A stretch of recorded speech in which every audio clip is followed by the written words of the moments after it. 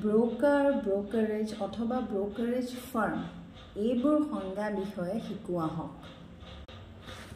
প্ৰথমতে ব্ৰোকাৰ। ব্ৰোকাৰক অসমীয়াত বোলা হয় দালাল, ষ্টক ব্ৰোকাৰ অৰ্থাৎ ষ্টকৰ দালাল। যিজন ব্যক্তিয়ে ধনৰ বিনিময়ত, কমিশ্যন এটাৰ বিনিময়ত ক্ৰেতা আৰু বিক্ৰেতাৰ মাজত যোগাযোগ গ্ৰহণ কৰে তেওঁক বোলা হয় ব্ৰোকাৰ। দ্বিতীয়তে ব্ৰোকাৰেজ। ব্ৰোকাৰেজ হৈছে ব্ৰোকাৰজনৰ ব্যৱসায়, দালালিক বোলা হয় ব্ৰোকাৰেজ। ব্ৰোকাৰেজৰ আন এটা নাম হৈছে ব্ৰোকিং। আৰু শেষত ব্ৰোকাৰেজ ফাৰ্মছ। যিসকল কোম্পানীয়ে ব্ৰোকাৰেজৰ কাম কৰে সেইসকলক বোলা হয় ব্ৰোকাৰেজ ফাৰ্মছ।